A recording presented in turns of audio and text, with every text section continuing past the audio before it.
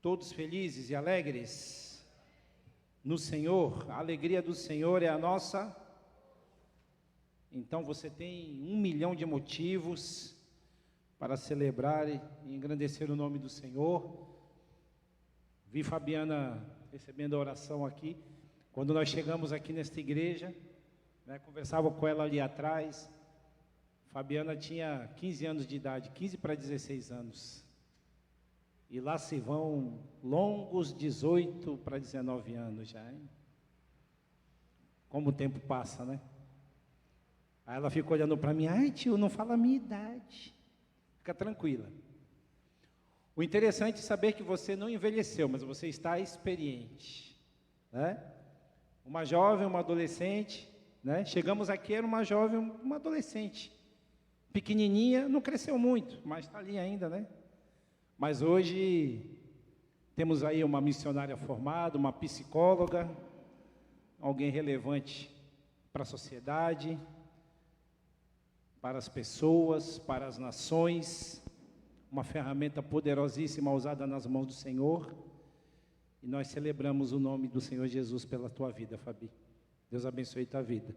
Isso é muito importante para nós, para essa igreja e em especial para mim e para minha casa. Amém? Bom, meus amados, vamos lá. Quero compartilhar uma mensagem com vocês nessa noite. Evangelho de Lucas, capítulo 10, do verso 25 ao 37. Lucas, capítulo 10, versículo 25 ao 37. Amém? Se você está anotando e quer colocar um tema para essa mensagem, vou sugerir para você esse tema aqui, ó. Quem é o seu próximo? Ainda não descobriu? É o tema. Quem é o seu próximo? Você ainda não descobriu? É isso que nós vamos tratar nessa noite, tá? Diz assim a palavra do Senhor em Lucas, capítulo 10, a partir do versículo 25. Certa ocasião, um perito na lei levantou-se para pôr Jesus à prova e lhe perguntou: Mestre, o que preciso fazer para herdar a vida eterna? Jesus responde: o que está escrito na lei? Como você a lê? Ele respondeu: ame o Senhor, o seu Deus, de todo o seu coração, de toda a sua alma, de todas as suas forças, de todo o seu entendimento. E ame o seu próximo como a si mesmo. Disse Jesus: você respondeu corretamente. Faça isso e viverá.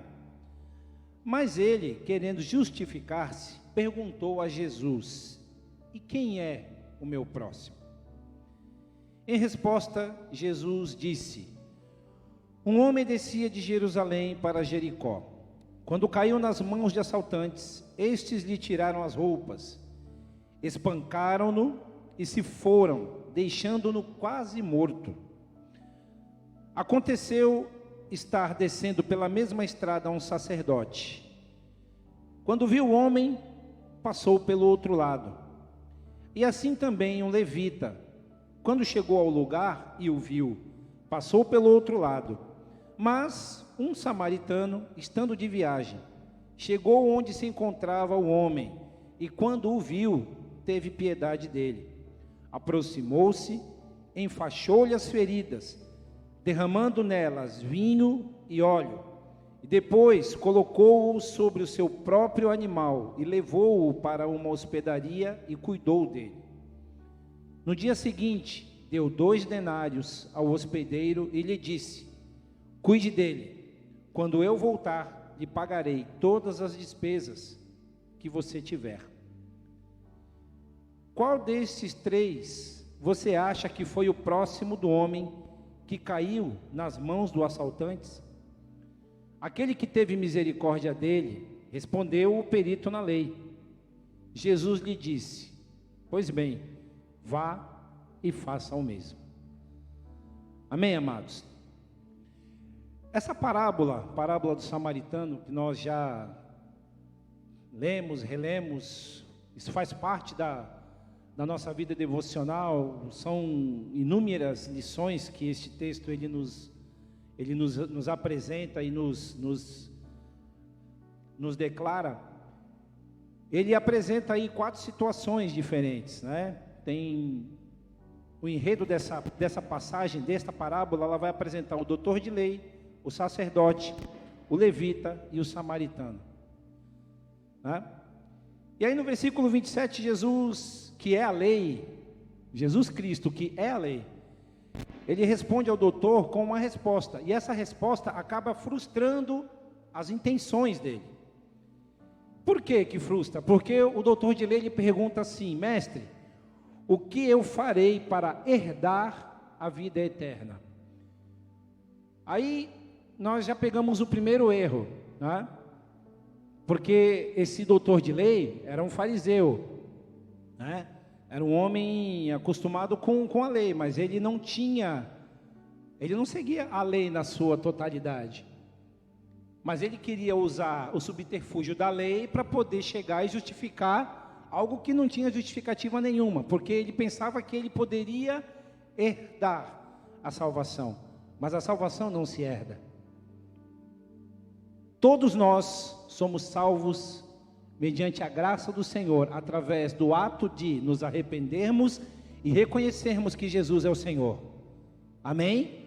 Com relação a isso não existe nenhuma dúvida. Então já começa aqui, esse texto ele começa a nos elucidar, ele começa a nos mostrar algumas coisas que são bem interessantes, principalmente no que?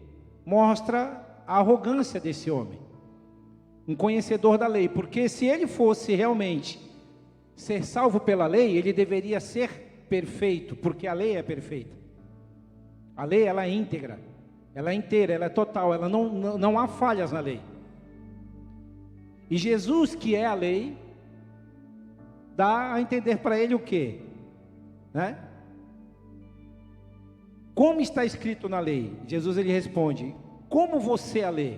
Jesus está dando uma oportunidade para aquele homem ele pudesse entender sobre o que você está falando. Você está querendo me cobrar do quê? Aonde é que você quer me pegar? E isso é importante, porque nas nossas vidas, a gente tenta, muitas das vezes, pressionar o Senhor. Senhor, por quê? Por quê? Por que isso? Por que aquilo? Por que ele e não eu? Por que ela não eu? Por que não é agora? Por que eu tenho que esperar?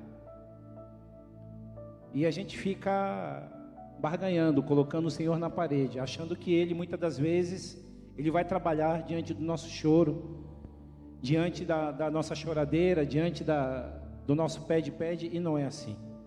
Deus, Ele tem o tempo dEle, Ele tem o modo dEle de agir, Ele tem o formato dEle de realizar as coisas, e não é de acordo com o nosso tempo. Aí nós já começamos a partir daí, a aprender algumas lições. Por quê? Porque o Senhor ele quer gerar em nós um despertamento. E esse senso de despertamento, é importante nos lembrar, nós estamos nas quinta-feiras, estamos falando sobre despertar. Amém?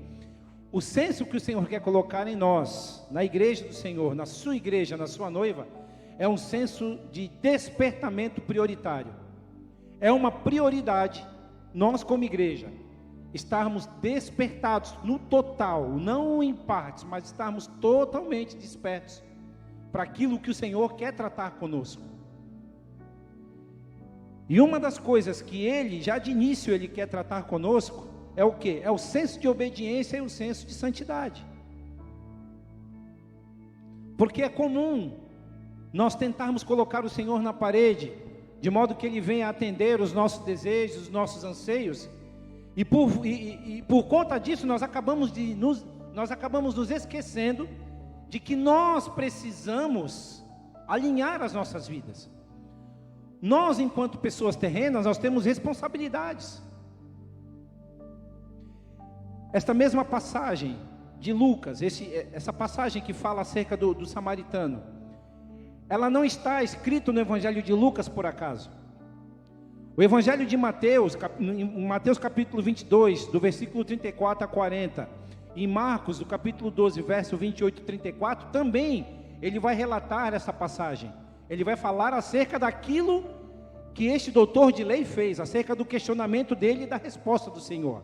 Mas a passagem do bom samaritano, a parábola, é apenas no Evangelho de Lucas. Por que é apenas no Evangelho de Lucas?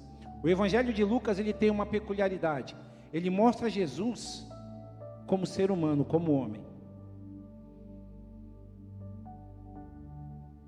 Ele mostra Jesus como homem. Nesta noite, o Senhor, ele está nos chamando como homens e mulheres, seres humanos imperfeitos, falíveis, seres humanos, homens e mulheres que se revoltam, que estão chorando, que estão magoados, que estão entristecidos, que estão paralisados por conta de coisas que lhe feriram, que têm lhe ferido, e isso tem afetado de modo tremendo a sua qualidade como um homem e uma mulher de Deus. E o Senhor, ele quer, nessa noite, ele quer destravar isso na sua vida em nome de Jesus. É por isso que nessa noite nós vamos começar a conversar acerca da ilustração dessa passagem do bom samaritano. E aí, seguindo, ele vai trazer a seguinte ilustração, né? Jesus, então, ele responde ao doutor da lei. Ele traz 5 ordens. 5 ordens. Quais são? Você vai amar de todo o coração, de toda a tua alma, de todas as suas forças e entendimento. E a última, que é a maior de todas, é ao teu próximo como a ti mesmo. No versículo 29, vem a pergunta do doutor da lei, que na verdade é uma justificativa pela resposta que o Senhor havia dado a ele. Ele perguntou, ora, como? De que modo? Lá no versículo 27, o Senhor responde a ele: ame o Senhor, o seu Deus, de todo o seu coração, de toda a sua alma, de todas as suas forças, de todo o teu entendimento, e o seu próximo como a ti mesmo. Aí Jesus fala: pois bem, você respondeu certo, faça isso e viverá. Ou seja, era como se Jesus Cristo quisesse dizer para ele: por que você não faz então? É só fazer. Ame o Senhor de todo o teu coração, de toda a tua força, e tua alma, entendimento, e o teu próximo como a ti mesmo. É simples. Por que você não o faz? Por que nós como igreja não fazemos? É simples, a ordenança é simples, mas ele vem com uma justificativa, né? No versículo 29 fala: mas ele, querendo justificar, ele pergunta a Jesus: e quem é o meu próximo? Aí agora vamos começar. Quem é o meu próximo? Quem é o teu próximo? Aonde nesse momento está o teu próximo? O teu próximo. Aquela pessoa que você sabe que está precisando de um apoio, de uma ajuda, que precisa de uma palavra, que precisa de um apoio, sim, financeiro. Mas eu não tenho. Mas você tem alguma coisa que você pode contribuir. Uma palavra, um conselho. Por quê? Porque esse teu próximo, e você, na tua mente, eu tenho certeza que você já está pensando em alguém. Tem muitas pessoas que estão passando do lado dele ou dela, e estão fazendo exatamente como fez o levita e como fez o sacerdote. Estão passando e ignorando. Isso não é problema meu. Eu não tenho nada a ver com isso. Outra pessoa vai fazer por ele. Mas não é assim que funciona. Na dinâmica do reino, na dinâmica do céu, não é assim que funciona.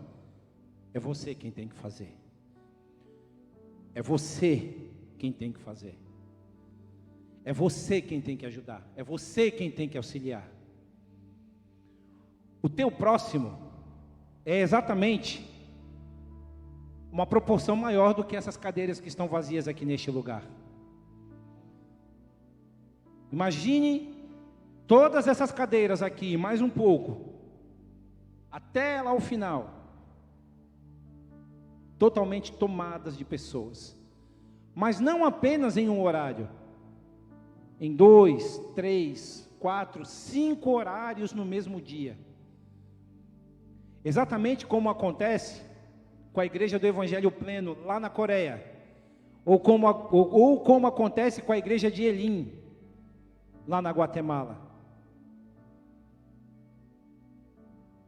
E outras igrejas que estão crescendo. Por quê? Porque existem pessoas que se preocupam com o seu próximo. O seu próximo, aí você pode perguntar, mas quem é o meu próximo? Segunda-feira tem um trabalho aqui, trabalho social. O seu próximo, ele pode estar ali, com aquelas pessoas que vêm ali necessitadas, precisando de um apoio, de um suporte. Isso vai além do que um prato de comida, mas vai um abraço, uma palavra, uma oração. Esses são os nossos próximos.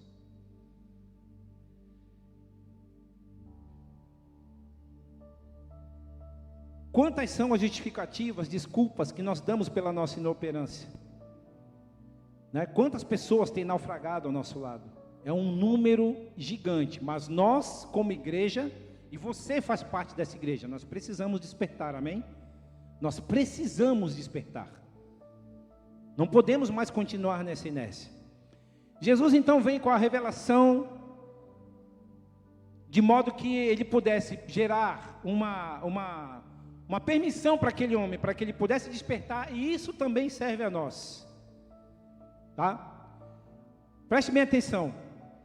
Nós lemos aqui que eles desciam, né? O homem ele descia de Jerusalém a Jericó, tá? Nós lemos lá, isso aí está lá no versículo 32. Deixe-me ver aqui, me perdi aqui. No versículo 30, né? Um homem descia de Jerusalém para Jericó. De Jerusalém a Jericó, Jerusalém é uma cidade alta. Jericó, ela está a 400 metros abaixo do nível do mar. É um vale, tá? Está bem abaixo do nível do mar. Então, é como se estivessem descendo uma serra semelhante a essa serra aqui de São Paulo, que vem aqui para a Baixada Santista. Mais ou menos de 20 a 25 quilômetros a distância.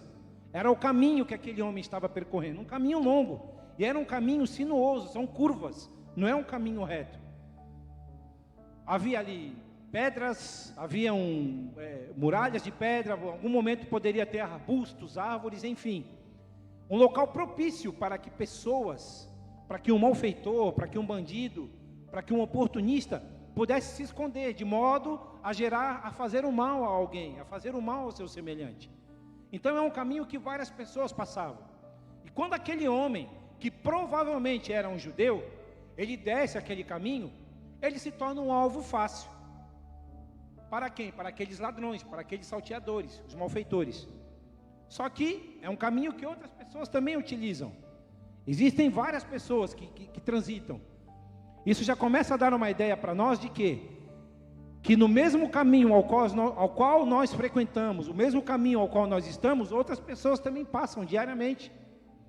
Os caminhos, eles se cruzam constantemente.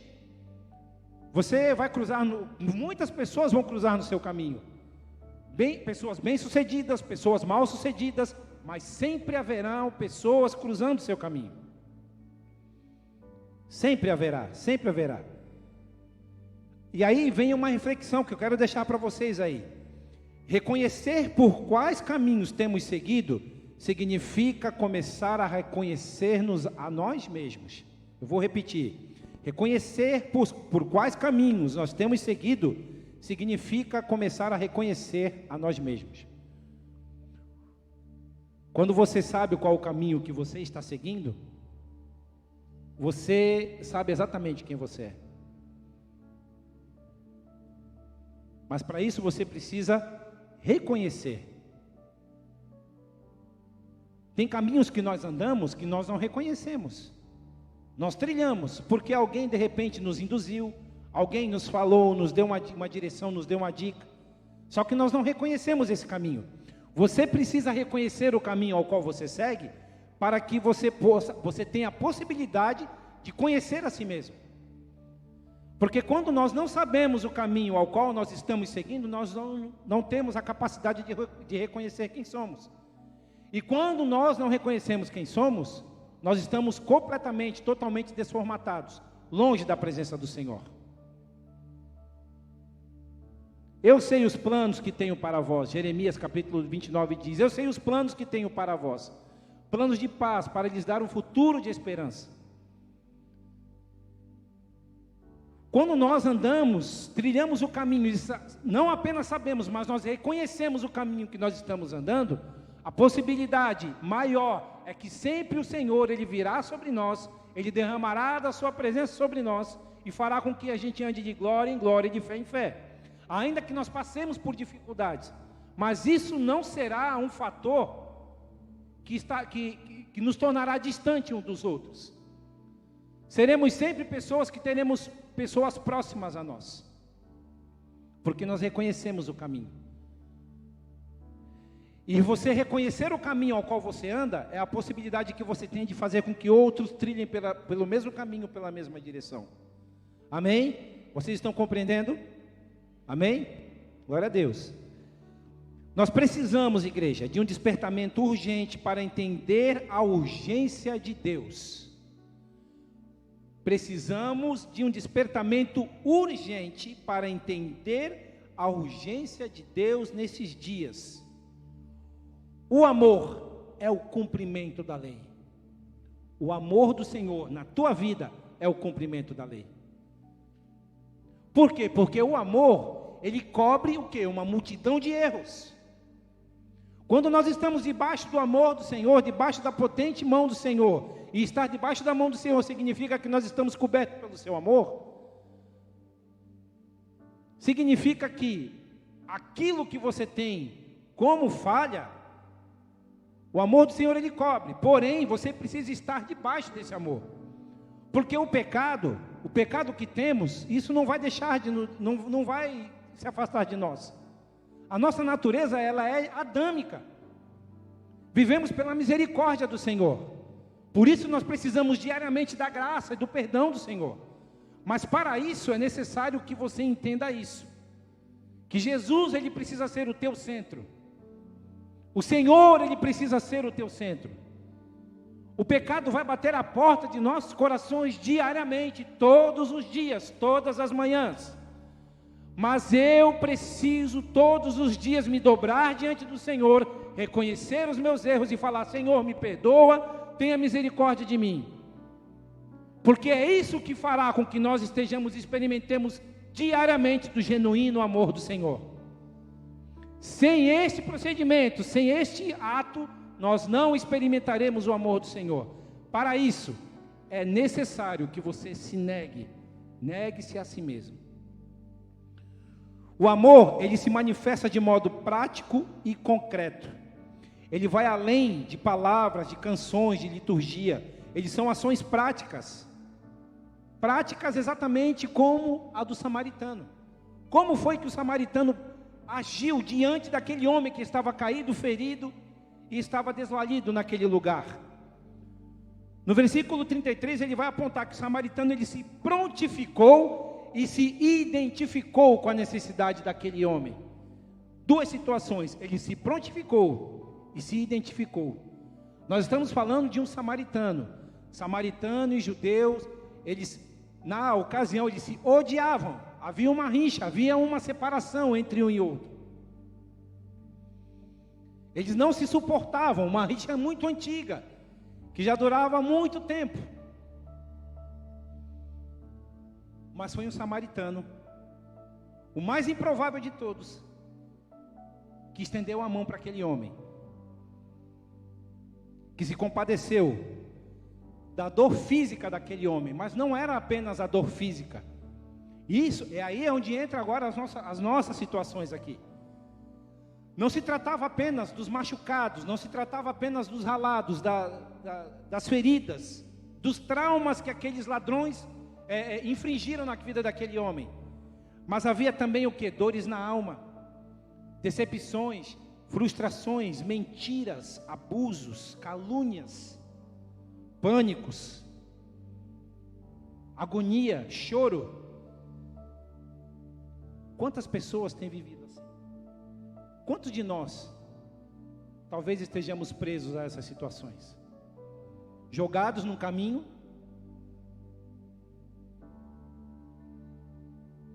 destruídos nas nossas emoções, nos nossos sentimentos, desesperançados, cansados, esperando o apoio de alguém.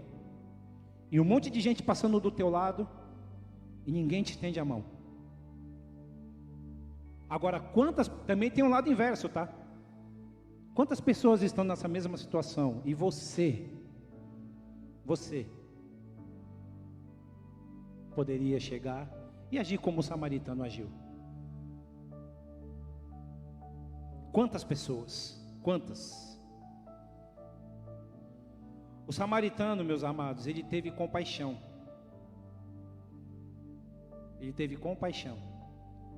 Enquanto que o sacerdote e o levita, eles foram tomados pelo egoísmo. O egoísmo, ele quebra em nós o senso da compaixão. Quando tudo na nossa vida diz respeito apenas ao meu umbigo, quando o meu umbigo apenas, ele é o centro da terra, ele orbita em volta do sol, quando apenas apenas eu mesmo, quando apenas você é o centro de tudo, você já foi tomado. A compaixão, ela é incapaz de gerar dentro de você, de existir dentro de você, quando aquilo que é mais importante é você.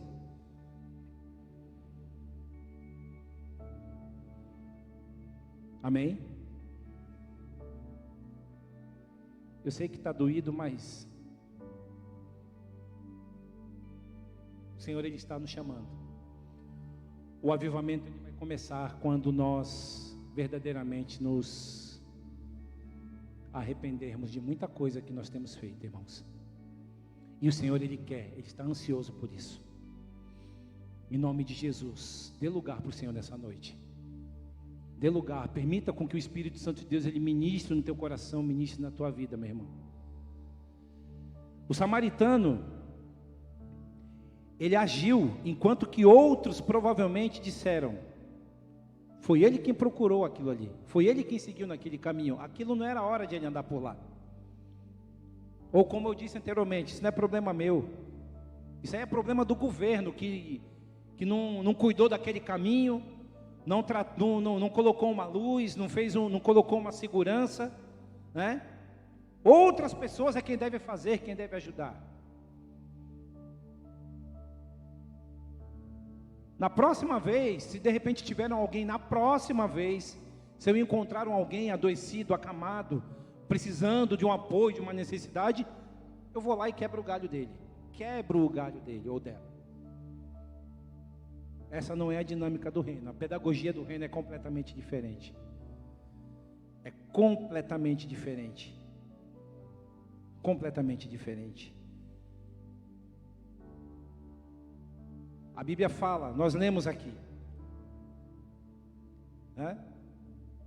Que no versículo 34, ele aproximou, enfaixou-lhe as feridas, ele derramou vinho e óleo.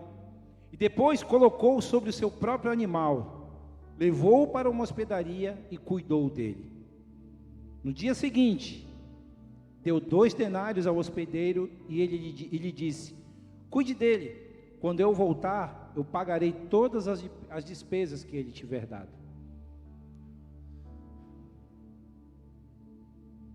Não existe, meu irmão, igreja amada, não existe prova de amor tão grande, não existe senso de compaixão tão grande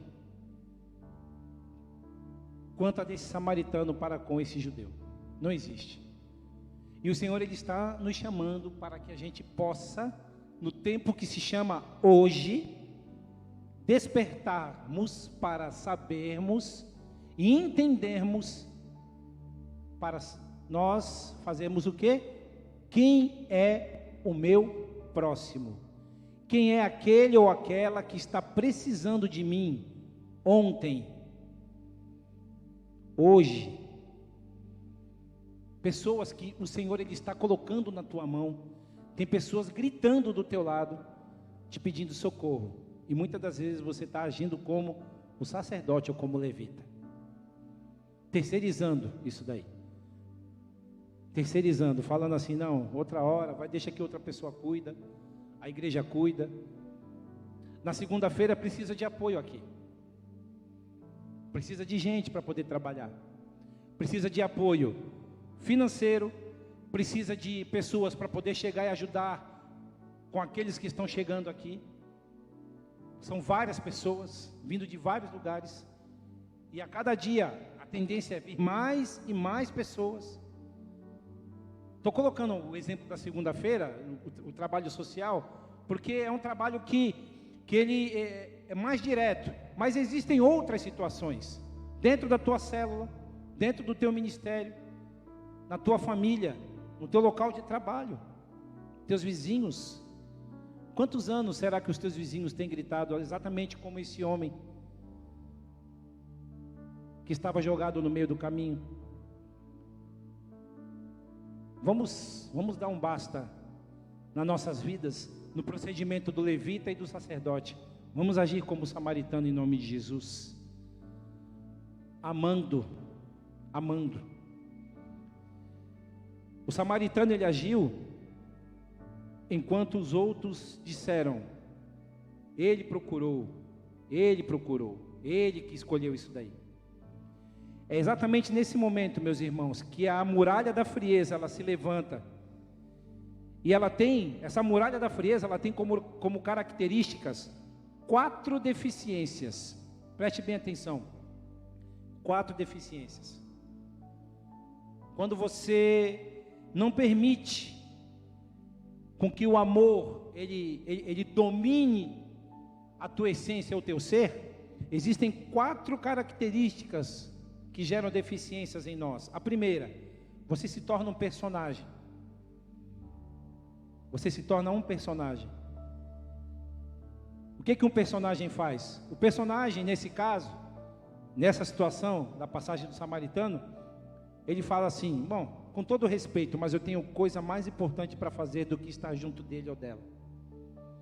Eu tenho coisa mais importante, muito mais importante, do que me dedicar a essa pessoa ou esse alguém.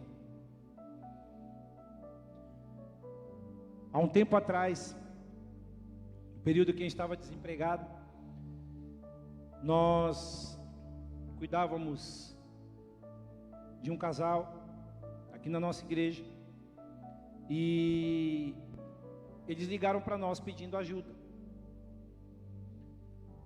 E eu e Cristiane falamos, Cris, como é que a gente vai fazer? A gente não... O que tem, tipo assim, está contado, né? A gente não tem reserva. O que tem é para nós aqui. Precisavam de comida e de remédio. Precisava dar uma resposta. Eu tinha a possibilidade de chegar e falar assim, não, eu não vou fazer isso porque eu não vou tirar da boca dos meus. Mas aquilo que tinha dentro da minha casa, aquilo que tinha na minha despensa, e aquele pouco que tinha, foi o Senhor quem tinha dado. Se foi o Senhor quem deu, obviamente que Ele vai prover muito mais. O que fizemos? Dividimos, meio a meio. Aquilo que eu tinha, aquele que eu tinha, transformei em meio. E a medicação, demos um jeito, e ela falou, tem um pouco aqui, já dá para começar o tratamento e depois a gente dá um jeito.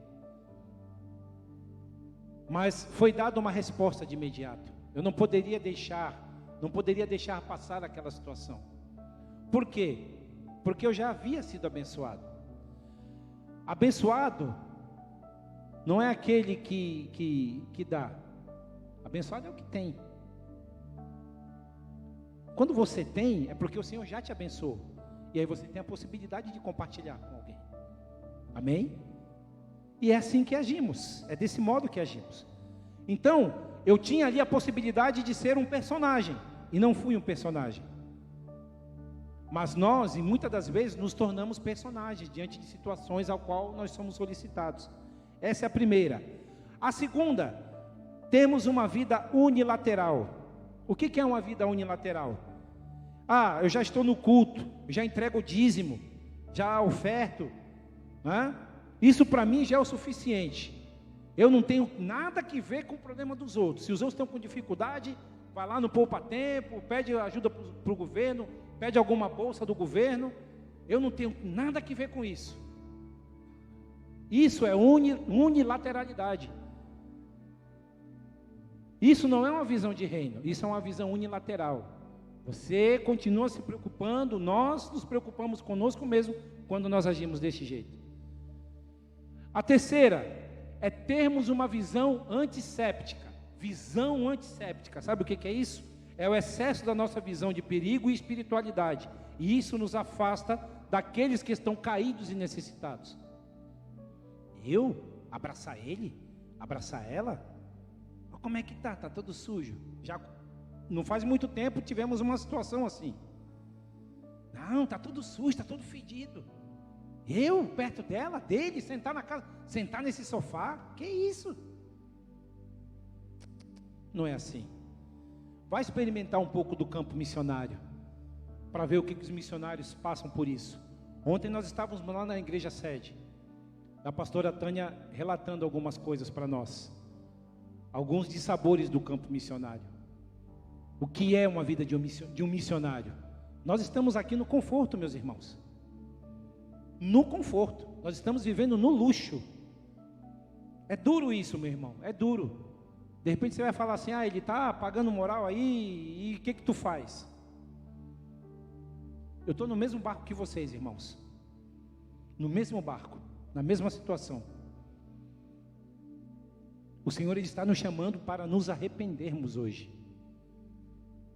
Nos arrependermos.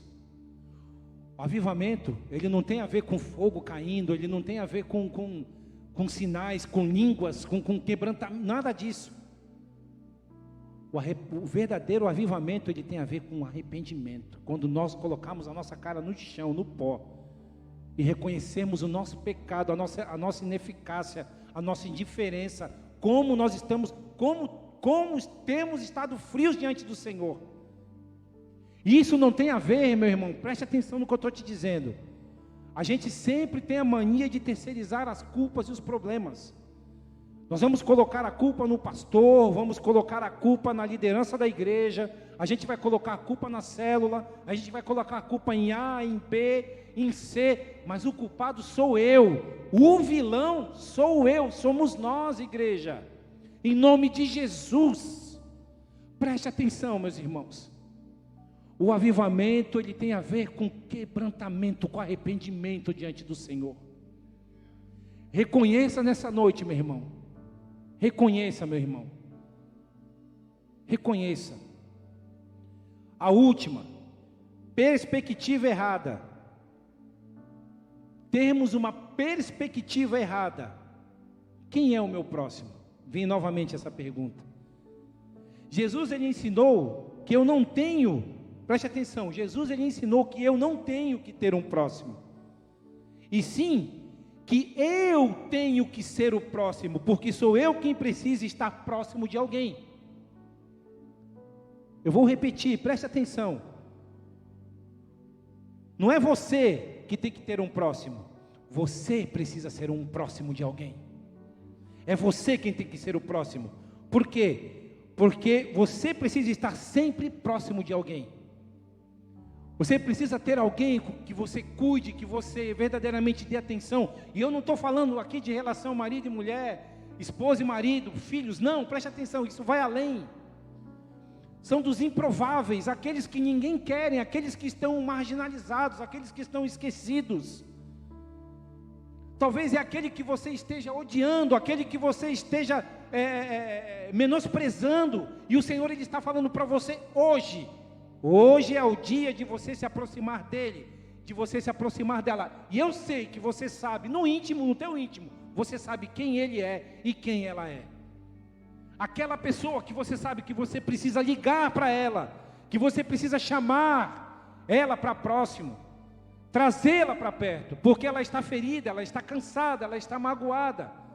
e ela não tem meios de chegar até você, porque de repente você transpareceu algum sentimento a ela, que impediu ela de se aproximar de você, e este é o despertamento que o Senhor está trazendo nesta noite para você, meu irmão. Quando isso acontecer, se prepare, que as bênçãos do Senhor virá sobre a sua vida, porque você compreendeu a lei maior de todas, que é a lei do amor. O amor do Senhor, que cobre uma multidão de erros, prioritariamente os meus, e a partir de então, virá a cobrir de outros. Quais serão as evidências, quais serão os sinais para nós como igreja? Quando nós nos humanizarmos nesse sentido, nós veremos essas cadeiras tomadas. Não haverá possibilidade de haver apenas um culto neste lugar, mas nós teremos mais de um culto, 2, 3, 4 reuniões. Essa cidade tomada com mais de 200 células espalhadas em toda Vicente de Carvalho, para muito mais, com a projeção maior. Por quê? Porque o reino está em movimento, e para que o reino ele esteja em movimento, é necessário que eu primeiramente, prioritariamente reconheça que eu não tenho que ter um próximo, mas eu preciso ser o próximo de alguém. Eu preciso ser o próximo, eu preciso me compadecer da dor, do sofrimento. Por quê? Porque nós vivemos dias de egoísmo, dias de unilateralidade. Nós vivemos uma visão antisséptica, não queremos nos aproximar de ninguém. Por quê? Por medo de doenças. Não, porque ele cheira mal, porque ele fede. Ora, se o teu irmão ele cheira mal, por favor, vá no mercado, compre uma lata de desodorante para ele, abençoe a vida dele, ajude ele. Chama aí alguma irmã da igreja que trabalha com produto de limpeza, trabalha com produto de perfumaria, está aqui, ó, meu irmão, estou abençoando a tua vida. Abençoa, seja útil. É sério, a gente vai dar risada, mas é verdade. Você consegue conceber que tem pessoas que muitas das vezes não tem essa possibilidade? É sério isso. Isso é amor. Eu falei aqui para vocês, isso tem a ver com humanidade. Humanidade. Nós não precisaremos mais de banho, não precisaremos mais de perfume, não precisaremos mais de antitranspirante na glória, porque o nosso corpo será glorificado. Mas enquanto nós estivermos aqui a gente vai suar, a gente vai transpirar. Se não lavar, vai vencer. E aí o que acontece? Uns têm, outros não têm. Ou como nós já vimos aqui, uns são, outros não. Uns têm, outros não têm. Uns são, outros não.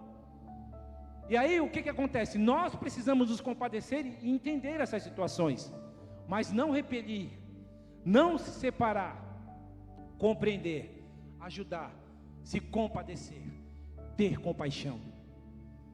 Amém?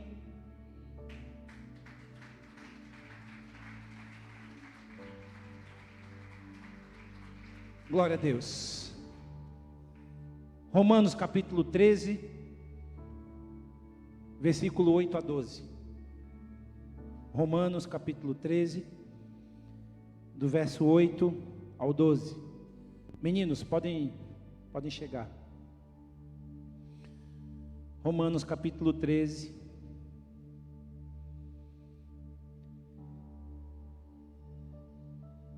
verso 8 ao 12. Em nome de Jesus.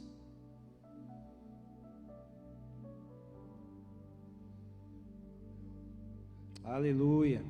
Vamos lá, Romanos 13, do 8 ao 12. O amor ao próximo e o fim dos tempos. Não devam nada a ninguém, a não ser o amor de uns pelos outros. Pois aquele que ama seu próximo tem cumprido a lei. Pois estes mandamentos: não adulterarás, não matarás, não furtarás, não cobiçarás, e qualquer outro mandamento, todos se resumem neste preceito: ame o seu próximo como a si mesmo. O amor não pratica o mal contra o próximo, portanto, o amor é o cumprimento da lei. façam isso. Preste atenção, igreja. Façam isso, compreendendo o tempo em que vivemos. Chegou a hora de vocês despertarem do sono, porque agora a nossa salvação está mais próxima do que quando cremos. A noite está quase acabando e o dia logo vem.